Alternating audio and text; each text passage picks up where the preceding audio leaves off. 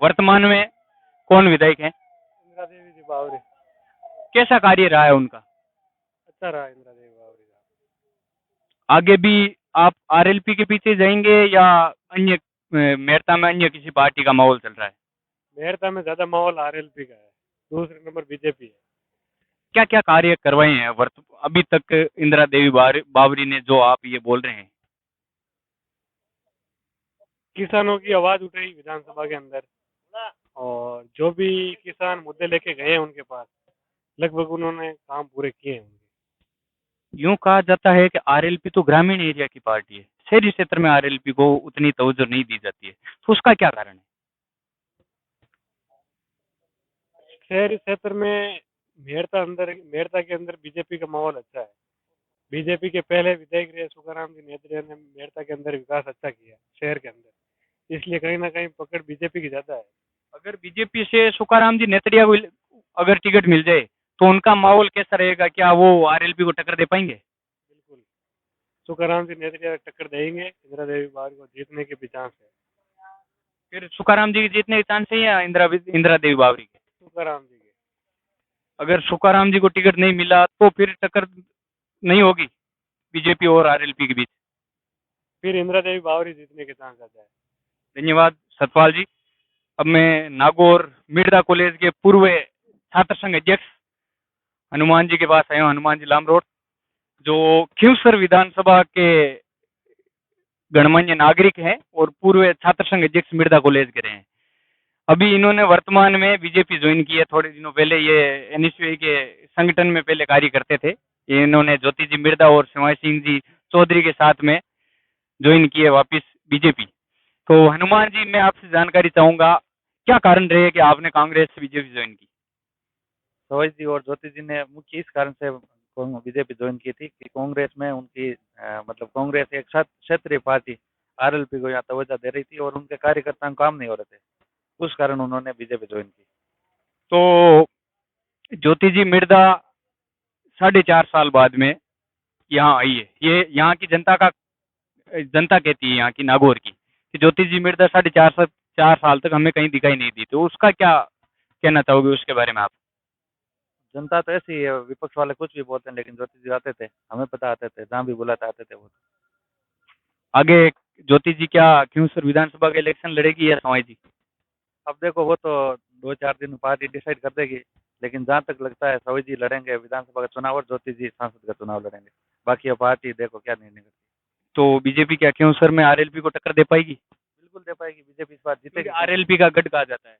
गढ़ कहा जाता है, गढ़ था, अब नहीं है गढ़, अब बीजेपी जीतेगी 100%। इनके सारे आदमी आरएलपी के टूट गए और आप खुद देख लेना, बीजेपी जीतेगी इस बार। तो कांग्रेस कांग्रेस का कोई माहौल नहीं रहेगा आरएलपी यहाँ पे खींवसर में? कांग्रेस आरएलपी गठबंधन है, ओपनली नहीं है, तो अंडरग्राउंड गठबंधन है उनका। वो पहले गठबंधन तो बीजेपी के साथ था हनुमान जी का।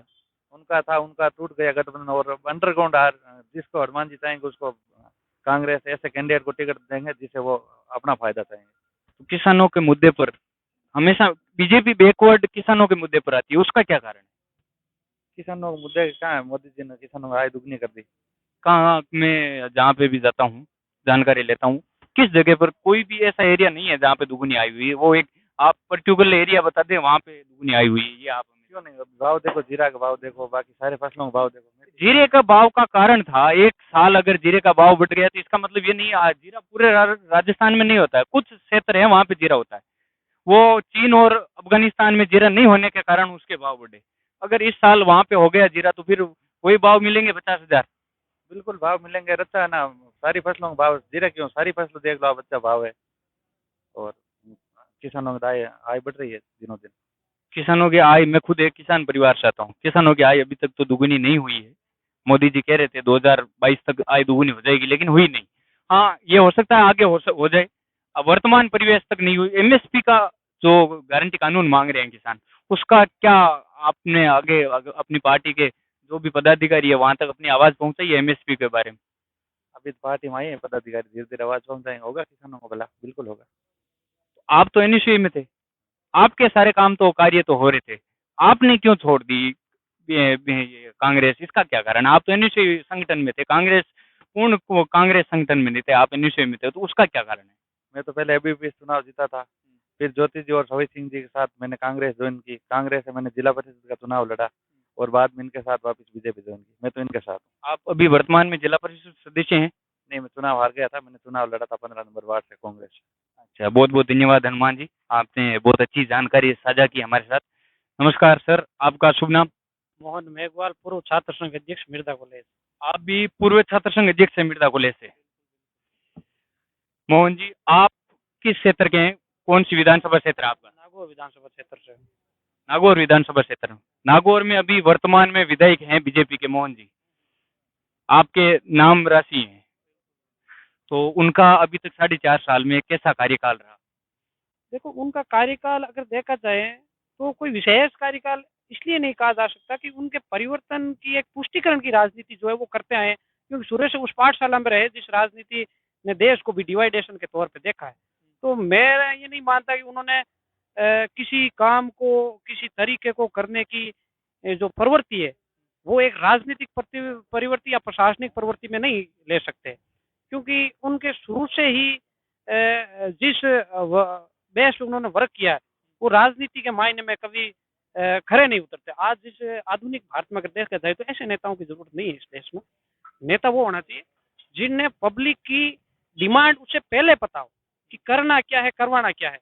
मैं मानता हूँ इन्होंने, ये तो ठीक है, कांग्रेस की सरकार थी, गहलोत साहब ने जो विधायक कोस्ट है उनमें 5 करोड़ कर दिए कि भाई चलो विधायक अपनी जो जगह है उनको सुनिश्चित विकास। उनसे कार्य तो हुए होंगे ना विधायकों से? मैं बता रहा हूँ कार्य किस एंगल से होना चाहिए वो आज तक उनकी जो राजनीति के जो चीजें होनी चाहिए थी, जो वर्तमान परिदृश्य में देखा जाए, वर्तमान भारत में या वर्तमान अपने नागौर की स्थिति को देखा जाए, कार्य उस क्षेत्र में होना चाहिए जिसकी महती आवश्यकता है, वहां हुए जिनकी महती आवश्यकता नहीं है, तो उस कार्य को निराधार मान सकते हैं हम लोग। आप ये मान रहे हैं बीजेपी तुष्टिकरण की राजनीति करती है, वो हिंदू मुसलमान वाला मामला उस हिसाब से मान रहे हैं आप? वो आप मान रहे हो किस आधार? मैंने तुष्टिकरण का कहा है तो वो तुष्टिकरण की राजनीति किसी भी क्षेत्र में हो सकती है, सिर्फ हिंदू मुस्लिम तुष्टिकरण नहीं कह सकते। उन्होंने जनता के बीच में जो डिवाइडेशन पैदा किए, क्षेत्र से लेके, चाहे धार्मिक से लेकर के, चाहे जातियों से लेकर के, वो उनकी राजनीति का एक मैं वो उसकी टाइटल रहा है। उनका तो एक वो पीछे एक बयान आया था वो खिलाड़ियों के लिए, जो खिलाड़ी धरने पर बैठे थे, उसका भी काफी सारा विरोध हुआ था। आप इस चीज को देखो, एक तरफ बीजेपी महिला सशक्तिकरण की बात करके कमिटमेंट लेके आ रही है कि हम महिलाओं को जो है इतना % आरक्षण देंगे, उनको रिजर्वेशन में एक परिसमन गठित करके रिजर्वेशन की बात कर रही है, और उनके ही पार्टी के एमएलए महिलाओं के प्रति ऐसे बयान दे रहे हैं और वो कहते हैं हम महिलाओं का सशक्तिकरण रहे, तो वो उनकी छवि क्या है, वो दर्शाना क्या चाहते हैं? एक तो उनकी अभद्रता और दूसरी तरफ महिला संशोधन विधेयक, किस बात को लेकर? तो इस नजरिए से अगर मैं देखूं मोहन जी, तो आप वर्तमान परिवेश में कांग्रेस से संबंध रखते हैं, तो आप ऐसा कौन सा चेहरा है कांग्रेस का वर्तमान नागौर में जो आने वाले इलेक्शन में नागौर का जो अभी रूप रंग है वो बदल सके? ऐसा कौन सा चेहरा है जो यहाँ की नागौर की जनता को वो कार्य करके दे सके जो अभी तक नहीं हुए? देखो, नागौर में जो भी कांग्रेस का चेहरा है, एक बात कर, कांग्रेस में वो लोग आते हैं जो पहले से राजनीतिक जनता से सीधे जुड़े हुए होते हैं, कोई पैराशूट नहीं होते, चाहे वो किसी तरफ से हो। तो कोई भी अगर पार्टी जिसको टिकट दे, कोई किसी भी व्यक्ति जो कांग्रेस विचारधारा और जनता से पकड़ रखता हो, वो सारे इस नागौर के विकसित बनाने में, विकासशील बनाने में सहायक रहते हैं। तो आपके ही कांग्रेस में पहले ज्योति जी मिर्धा थी, काफी बहुत बड़ा घराना माना जाता है राजस्थान में उनका, वो कांग्रेस छोड़ के बीजेपी में क्यों चले गए? उनका व्यक्तिगत निर्णय है इसको लेकर के, तो वो उनका कुछ व्यक्तिगत विचारधाराएं होती है, तो बड़े घराने के होते हैं, उनकी क्या विचारधाराएं, किस विचारधारा के बेस पे काम करते हैं, वो उनका वक्तव्य होता है।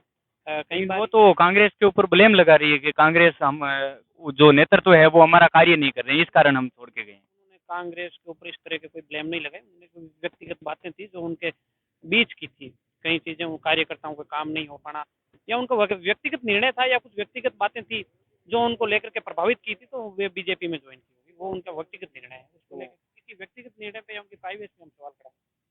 तो वर्तमान में अब जो इलेक्शन आने वाला है उसमें हम यूं माने कि कांग्रेस अच्छी खासी टक्कर देगी या यहाँ से नागौर से जीत जाएगी कांग्रेस?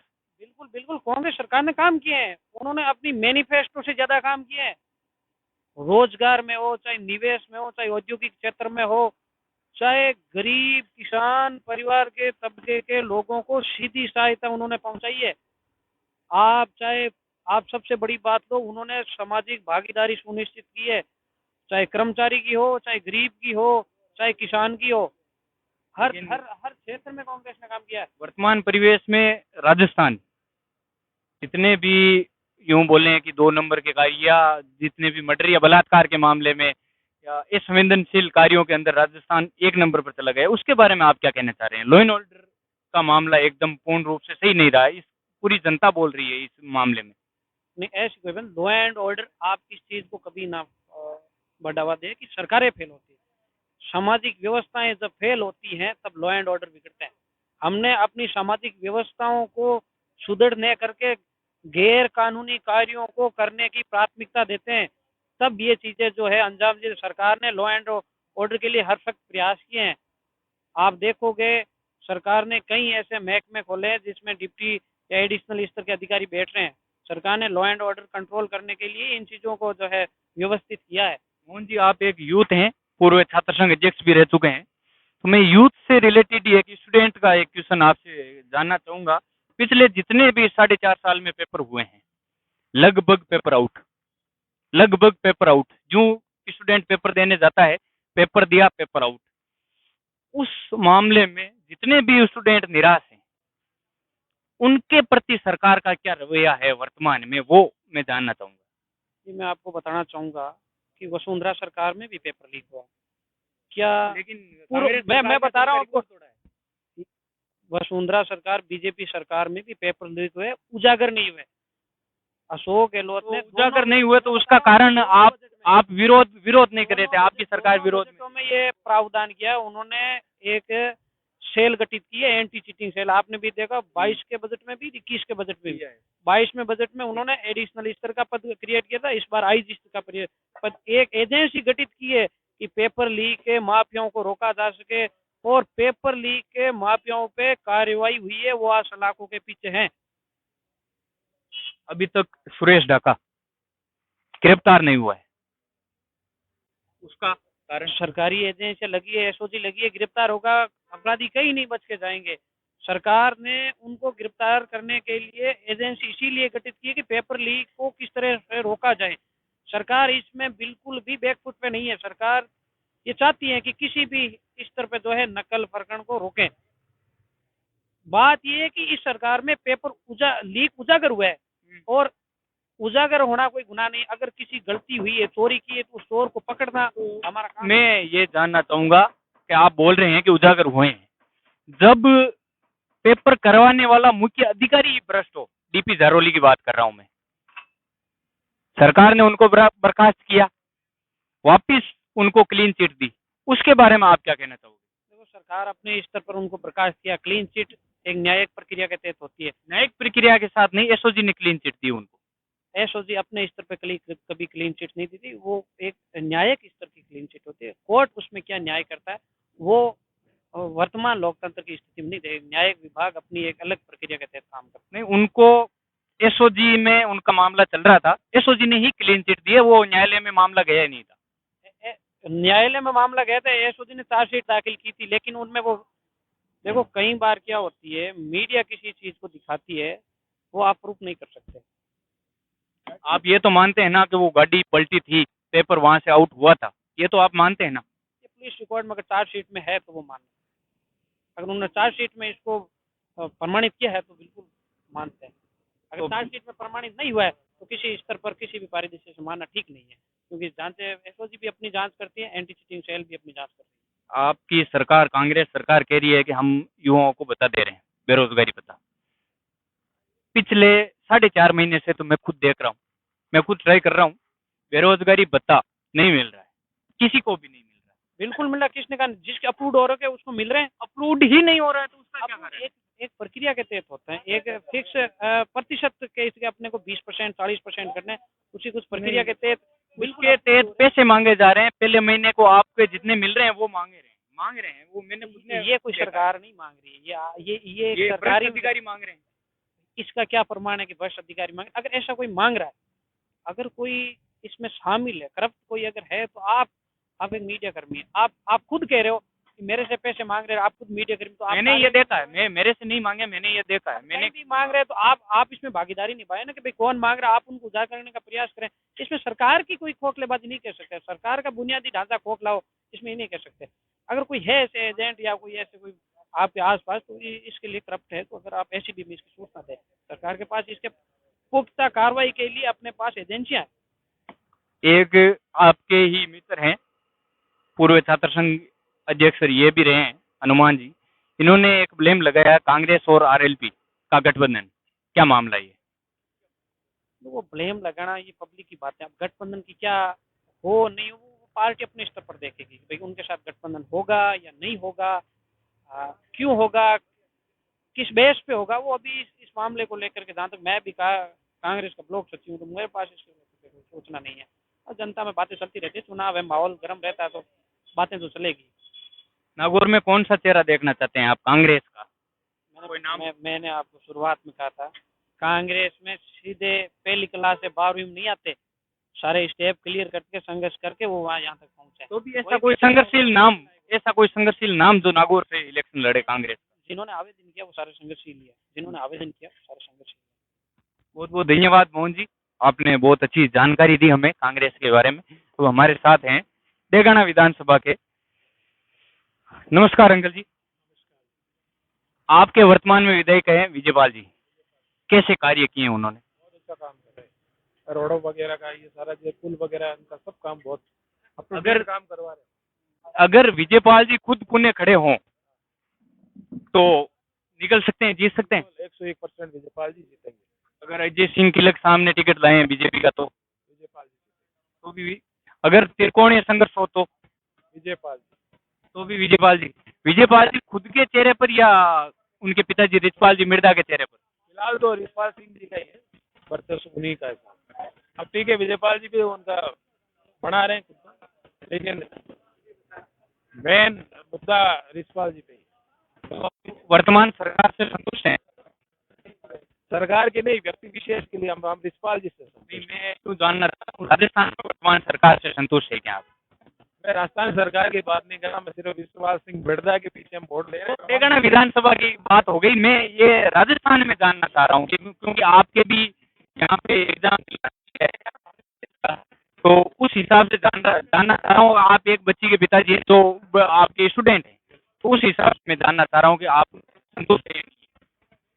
हम तो संतुष्ट तो वैसे चलो ठीक है, वो है ही, लेकिन कार्य नहीं। बहुत बहुत धन्यवाद आप सभी का, आपसे बहुत अच्छी जानकारी ली आगामी विधानसभा को लेकर। हमारे साथ पूर्व छात्र संघ अध्यक्ष